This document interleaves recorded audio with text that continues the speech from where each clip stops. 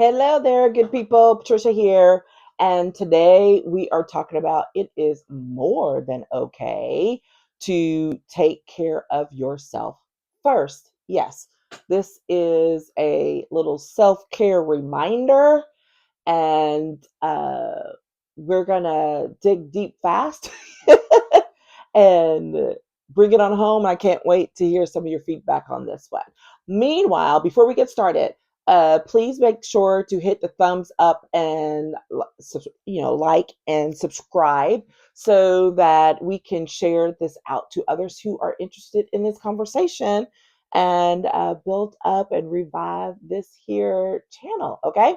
All right. So this is one of those things that I have to do on the regular. I've gotten much better about it, but it is challenging. And I know this because when I work with people one on one with, difficult transitions professionally, it's never just about the job.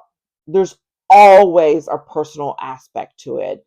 And most of the time, what's linked to it is not taking good care of yourself, the individual not giving the time that they need for themselves to grow as a person, right? Not as an employee, not as mom, not as spouse, not as friend, daughter, sister, whatever, without all the titles. Are some of those tied in? Sure. But like, what is it that you really want to do just for you? And when was the last time you put effort into doing that and making it happen? And most of the time, when I'm working with people one on one, they are looking at me like, what are you talking about? I don't have time for that. I'm like, yeah, so that's a requirement. When you work with me one on one, it is literally a requirement to have a hobby, to revive a hobby or two, even. Talk about stuff that you like to do that you don't get to do that often anymore. Why? Because when we're so busy giving all of our best energy to the job, to the family, to the friends, even to like community. I'm a volunteer junkie. Always have been. Acknowledge that, and also have to acknowledge that I reached a point where I was like giving all of my best energy to everyone else, so that when it came time for me to do what I really wanted to do, whether it was just for fun or for me, it's taking care of my own business, right? The energy that I could take in turn, I was exhausted, too tired to do it right. Giving all the best energy, all the best ideas, all of that to other people. And if you dare step back, then they're like, oh, well, what's wrong with? There's nothing wrong with me. What's wrong with me is that I'm letting you drain me like a leech and I don't have time for myself. And that's on me, right? I'm not, I can't fault you for taking advantage of a good thing because people will do that, right? That's a whole other conversation about the whole crabs in a barrel, and when people don't want you to advance, or they're like, oh, but you have to do this, telling you what you have to do. It's like, no, no, no, let me look within and I will tell you what I need to be doing. But you can't do that if you don't slow down enough to have a conversation with yourself. And trust you me, in more recent years, for sure, I've had way more conversations with self, lots more, and shutting down things and people and activities, not because I didn't enjoy them, but because it, it was taking too much from me. And I thought I was doing these things for the right reasons, and they may still have been the right reasons, but they had become more about meeting other people's needs rather than my own. And when that switched, then that's when the depletion and the burnout and the capacity expiration like happens, right? because I'm not doing this just to fill it becomes more of an obligation. And that also brings resentment and exhaustion and all of those things. And that's not where you want to be, right? I mean, like, that's not where you want to be. If you're doing something because you feel strongly about it or passionate, yes, you can get tired, but exhausted and burnt out to the point of where you're unhappy, that's not good. And that is not a good space to be in for yourself personally. Because when that happens, that's how you end up in the back, on the back row of your own life, because you're letting everybody else take the front row seats and not acknowledging that, you know what, some of these people or things don't deserve a front row seat anymore. Like, they literally do not deserve a front row seat. So the question really is like, what are those things in your life that you are still allowing to have, VIP access to you, and they don't deserve it. They haven't paid. They haven't paid for VIP access. You didn't give them the tickets. You don't know how they got in here. Oh my gosh, you can tell I do a lot of event work. I have, a daughter who works in the entertainment space. I'm like, these are the analogies you're gonna get, right? But it's so appropriate though. Generally, when you're thinking about VIP access, it's because you've paid extra, right? You've paid extra to have that access, and you're expecting even more, to be in close proximity and all of that. Well, if you're the person whose whose people are trying to get to, and they're acting like they've paid for VIP access and they haven't, then that's a problem, because they shouldn't get access to you. And that's happening too much in our lives, especially as women, because, not to be stereotypical, but more often than not, we're probably giving more than what's been requested or required. And we're doing that in multiple areas of our lives, which is how we become depleted. And when it's time to do something just for you, you can't do it because you're tired, you're exhausted, you're resentful, you're like, whatever, why am I being bothered? And so that's when, like, the hard reset has to come about. I mean, a hard one. Sometimes the hard reset is in doing some immediate clicks, like, nope, no, thank you. All of the versions of how can you say no? There was one I saw on social media earlier today. I won't repeat it, but they were basically like, STFU is another way of saying no. I was like, oh my gosh, that's a little harsh. However, the point is like, yeah, no, sometimes you got to be a little hardcore with people and they don't get it because they'll keep pressing. I had this conversation with someone recently in a last month or so, where it was talking about where someone is like, oh, well, oh my gosh, that's too bad. I really wish you could come. But so if I send you this thing, will you, when do you think you'll be able to get it back to me? And you're like, but I'm pretty sure I just told you I'm not available to do that. That's someone where they're just being blatant about pushing past your boundaries, and you just have to be really firm, right? That's one of those really firm moments. But the hard reset may be being firm, not just with other people externally, but with yourself.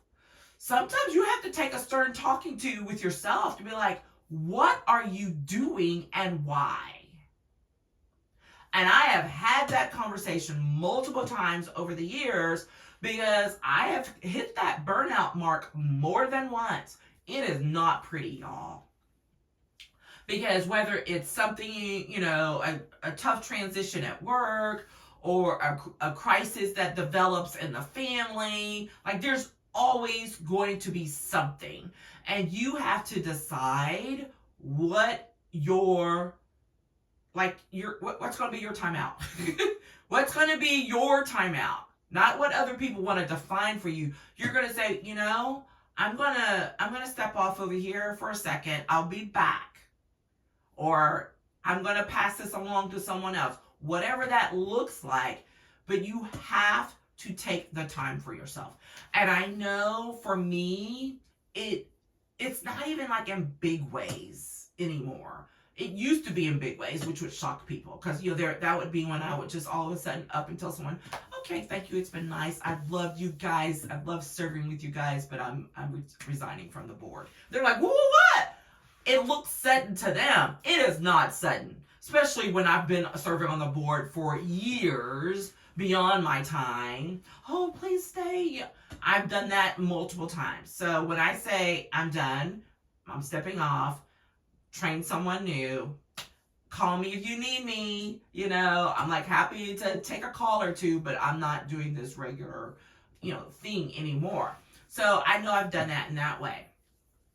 It's harder sometimes with work, but I think I described in a previous video about recognizing when I was pushing hard and everyone else had stepped back, and I'm like, why am I still pushing hard? What am I doing? I'm doing this to myself. So let me pull back a little bit, right? So some of that is stuff that we set up for ourselves, and recognizing like it's time for me to turn my computer off at 4:59. And I'm not that person, right? So that's another reason why I would push. I'm not it's 4:59, let me wait for that 5 o'clock to hit. That's not how I operate. Never have. However, I did have to learn. I'm like, yeah, so you may not operate that way, but the way that I do operate is like, let me make sure and let people know when I'm stepping off. Okay, I'm done for now. I'm going on mute. I'm going on silence. I'm not answering my phone, whatever it takes. I remember when, oh my gosh, this was years ago, with someone that I met at a women's retreat. And she owned a small business. I can't even remember what the business was. But I loved her voicemail for the weekends, because she had very strict things. She did not do work or take calls on the weekends. And it would be like, hey, so sorry I missed your call. Happy to speak with you on Monday morning and follow up. And basically she was like, and I'm sorry, but a failure to plan on your part does not create an emergency on my part, and I'll be happy to resolve your issue, when the normal office hours happen. And I'm, modifying this some, but that was the tone of the messages. So sorry, and I'm not leaving myself open for 24/7. And so I acknowledge, and have to acknowledge, that down through the years, like that is what led to burnout for me more than once, was I left myself open 24/7 for all kinds of people. And it's like, well, why wouldn't we take advantage of that? She's giving it out, so let's take some more. And leaving nothing for myself, right? Or leaving very little. Or, as I like to say, when I look back over the time, it shrunk. So there would be all of these things. I had this huge array of hobbies and things I did. And I look back now because it's really fascinating. I had big, huge jobs, big, huge responsibilities, got married in the middle of all that, had children in the middle of all that. But I also had these huge outlets. But what I go back and I look is that as those things grew, those external things grew, my time for my outlets and my things and they literally shrunk. They shrunk to, I'm not singing in the choir. I sang in the choir in church since I was 5 years old, like literally. I wasn't singing in the choir. I wasn't gardening outside or inside. There was not a live plant in my house, which is crazy because I've always kept plants, right? There was not a live plant. There was a point there was not a plant in my house. And I would try, and I could not keep an ivy, a pothos, healthy. What is really going on, right? That was a whole other thing. Love to read. Been reading since I was 3. I'd read for work if it was something work related or for a client or whatever, but reading for pleasure, gone. Like, all of these things had just shrunk to almost nothing. And it was showing up in ways in my life that were being reflected in a not so nice, Patricia. Not so nice. Now, I'm not going to say that not so nice Patricia didn't need to show up. Not so nice Patricia did need to show up. It just, didn't have to maybe be as harsh as it was. And you toss in some other, crises and things going on in the world at the same time. Yeah, it was rough. It was rough going. But that doesn't mean it doesn't need to happen, because it was also at that point where it was affecting my health. And I'm like, this is a no, right? And we don't ever want it to get to that point. And unfortunately, we as women will let it get to that point before we call a timeout, before we call an audible. And that's a no. So I'm telling you that if you are young in your career, if you're mid-career, I'm telling you, like, take this to heart right now. Like, start nipping some of those boundary, what do I want to call them? I'm going to call them leeches, because that's what I call it. They'll just suck time and effort and energy from you, right? But those people who will challenge your boundaries at every opportunity possible so that they can try and take more from you without giving you something to help support it, no. Start recognizing who those people are and what those situations are right now. Because the younger you are when you recognize it, the easier it will become to acknowledge it quicker and to be aware. Because I don't want anyone to get to this point, on the other side of their career and be like, what in the world am I doing and why? Right? So I have really frank conversations with my own daughter, with, her friends, with other people who come to me for mentorship or clients. I'm like, here, lay down the law. Like, you got to have a life, and the life means the things that you do for your own pleasure that bring you joy, not because it's meeting a need somewhere else. Sometimes it's a double, right? Sometimes it can be something that brings you joy personally, and it can be to the benefit of someone else. But don't let that line creep to where you're like wondering, like, why am I doing this and this is not fun for me anymore, right? And so some of the things you're like, okay, I've laid out all those types of examples. How do you take some of that back? Well, for me, I love, I'm always in the bookstore. It was never a question about that. But I'd be more deliberate about just going to the bookstore and sitting there, right? Not just running through, but like actually sitting there and like having some moments to drink some coffee and flip through things, which seemed like such a cheat experience. It was like, surely there should be something else you should be doing. So no, you're doing it. You're doing it, which is called slowing down and doing something that you enjoy for yourself, right? Or maybe it's going, I love people watching at open malls and maybe sitting there and having a coffee or, a Coca-Cola or whatever, and just enjoying the sun and watching and explore. Sometimes that's just something you do, or definitely sitting and listening to live music. I love that, right? But I wasn't doing any of that. And, scheduling, chats and coffee or lunch with friends just because. Not as a connection thing, not as a networking, but calling someone who's like, hey, you want to go grab some lunch?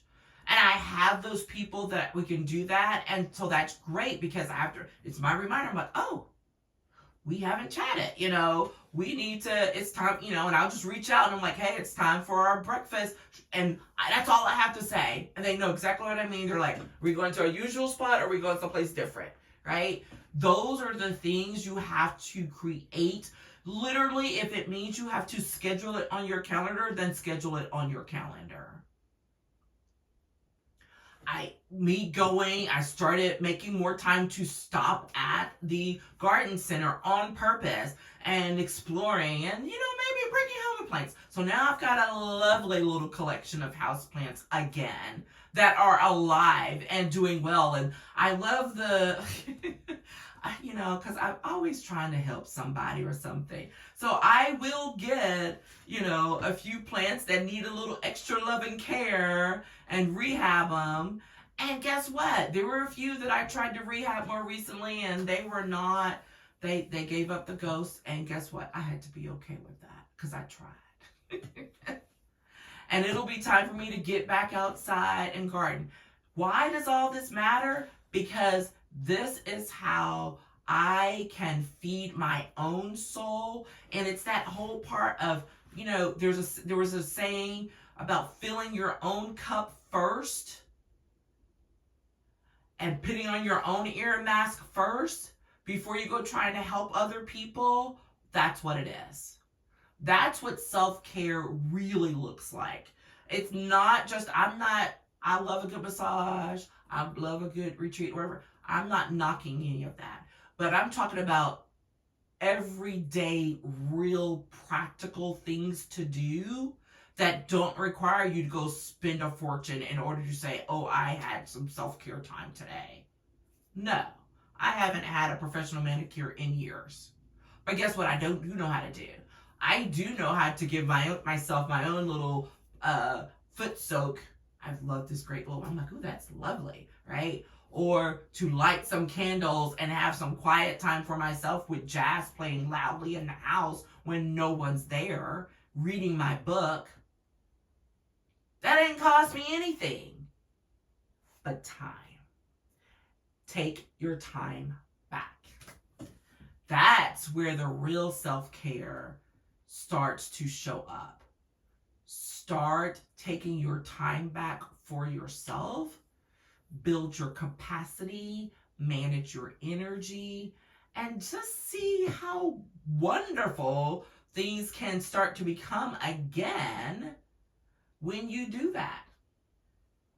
Everybody's not going to like that, and it's okay. That's their problem, not yours. Okay, so I would love to hear back from you on this. I know that one went a little bit more, but it needed to come on out. It was time. This comes up every once in a while, and it was time.